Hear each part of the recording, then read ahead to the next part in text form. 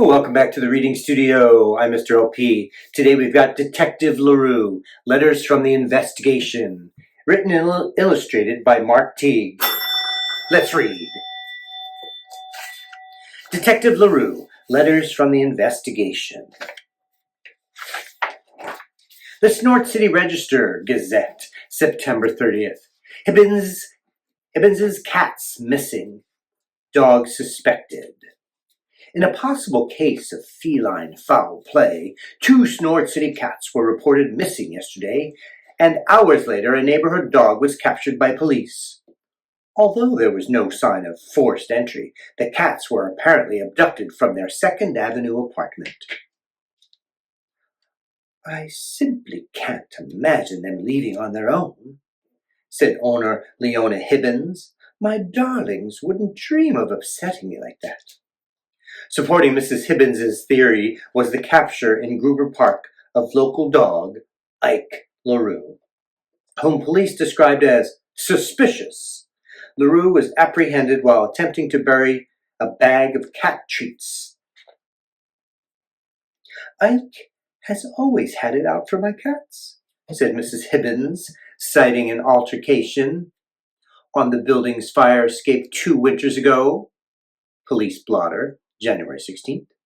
"I just want to know what he did to them this time." The dog's owner, Gertrude R. LaRue, is currently vacationing in Europe. Ike will be detained at police headquarters pending further investigation. Police nab LaRue.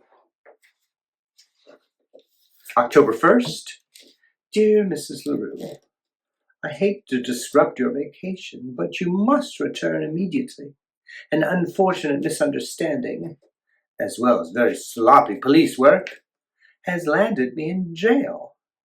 The case involves the Hibbins' cats, who have mysteriously disappeared. As usual, everyone blames the dog, without even considering whether the cats might be guilty of something.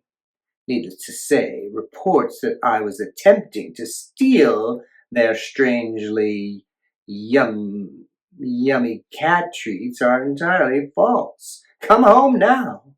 Sincerely, Ike. P.S. This must seem sadly familiar. October 2nd.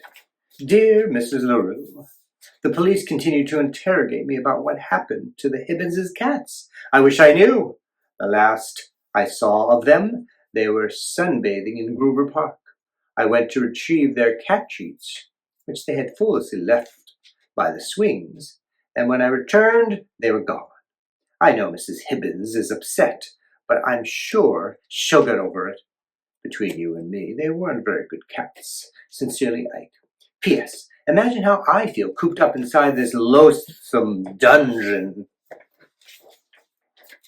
October 3rd. Dear Mrs. LaRue, if you really want to know why I was in Gruber Park, the truth is that I was doing Mrs. Hibbins a favor. The cats had threatened to damage her apartment, as only cats can, unless I take them out for some fresh air. Reluctantly, I agreed. Now it appears they had more in mind than a simple walk in the park. My kindness was repaid with deception. I have learned my lesson. Regretfully yours, Ike. P.S. No, I do not think it would be best for me to remain with the nice police until you finish your vacation. October 4th. Dear Mrs. LaRue, I can't begin to tell you how dire this situation has become. Mrs. Hibbins insists that I am responsible for losing her cats. Plus, she has managed to convince everybody that they were rare and valuable. Nobody stops to consider how unlikely that is. But nothing is being done to find them. Apparently, it is easier for some people to blame a dog than to solve a crime. In fact, the police claim to be working on another case entirely. It looks like I will have to take matters into my own paws and solve this mystery myself.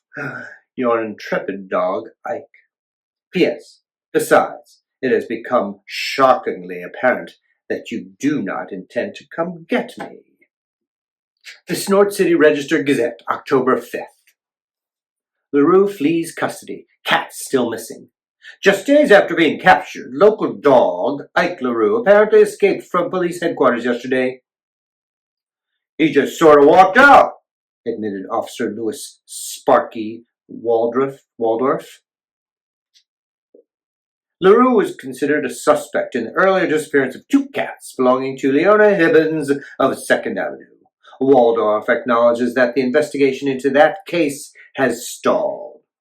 We've all been distracted by the canary burglaries.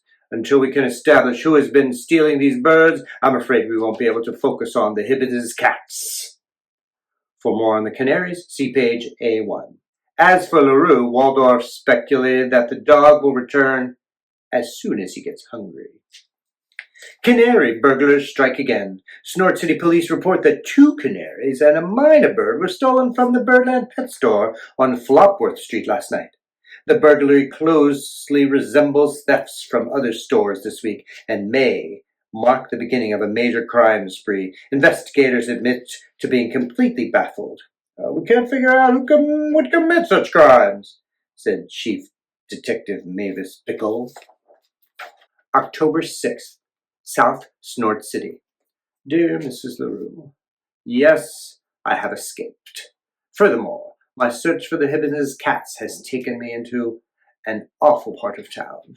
Here cats roam the streets freely, day and night, howling, knocking over trash cans and clawing people's ankles as they walk by. It's a terrible place, Mrs. LaRue, but by handing out a few cat treats, I've been able to turn up some very interesting facts. For instance, did you know that cats regularly capture and eat small animals? I had no idea. I will tell you more as the case begins to unfold. Sincerely, Ike. P.S. Imagine the danger and hardship. October 7th, South Snort City. Dear Mrs. LaRue, today my investigation led me to a pigeon named Rocco, who told me that half his family was lost in attacks by, you guessed it, cats.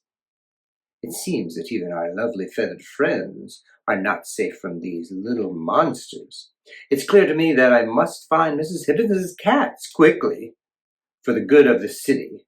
Yours truly, Ike. October 8th, Trundlebrook. Dear Mrs. LaRue, I followed a tip up here to the Trundlebrook cattery. I wanted to find out if valuable cats behave any better than the little brutes I've been seeing downtown. Clearly, they do not. In fact, I was told that the only way to keep small animals safe is to keep cats inside. Sincerely, Ike. October 9th, back in Snort City.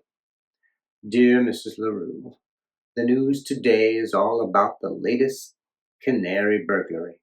Only this time, the criminals made off with 2 parrots and a gerbil as well.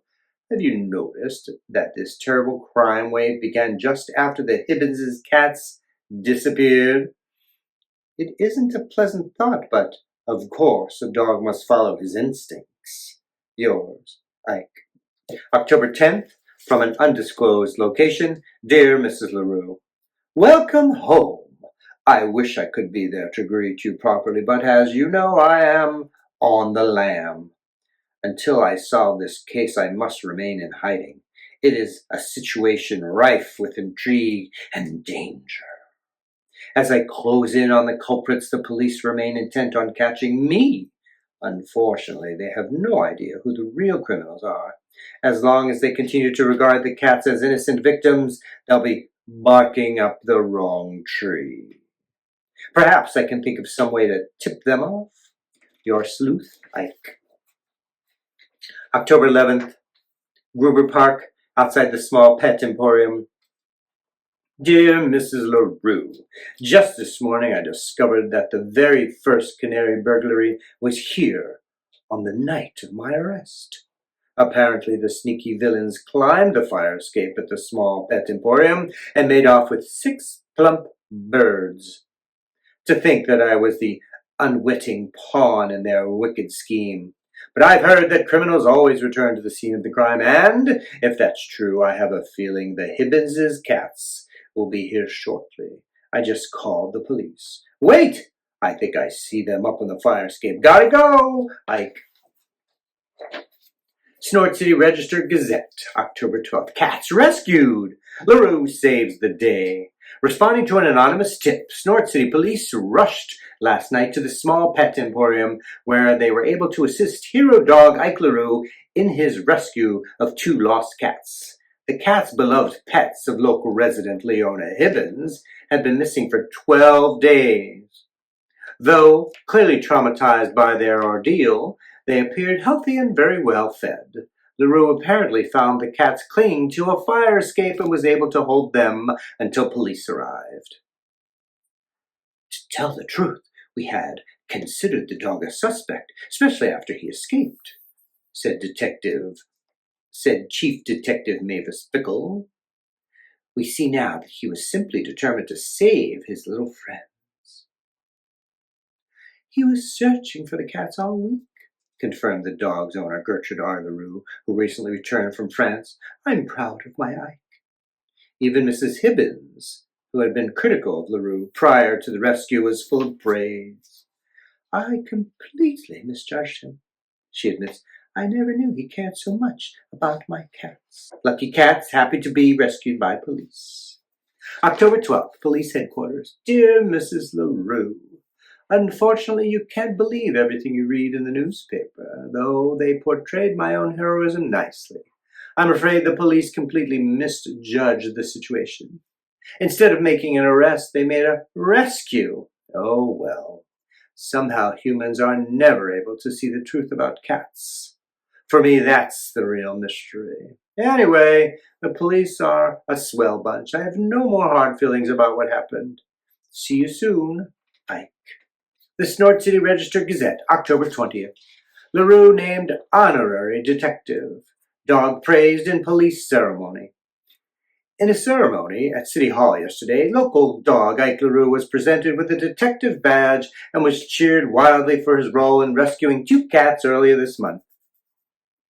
What he did there was first-rate police work, said Chief Detective Mavis Bickle. I'm sure he'll be a credit to the force. The ceremony was made possible by an almost complete absence of crime over the last few days. Even the canary burglaries seem to have ended, said Bickle. We've had a lot of free time on our hands. See story, page A2. Mayor Mitzi Slepper agreed. Nothing else is happening, she said. It seemed like a good time for a ceremony. When asked what duties Ike LaRue might be expected to perform, Detective Bickle smiled. If he keeps an eye on those wonderful cats, she said, that'll be enough for us. Grateful cats embrace their hero. And that's it for Detective LaRue, Letters from the Investigation. Thanks for tuning in to the Reading Studio. We'll see you next time right here. Please like, please subscribe, please hit the bell.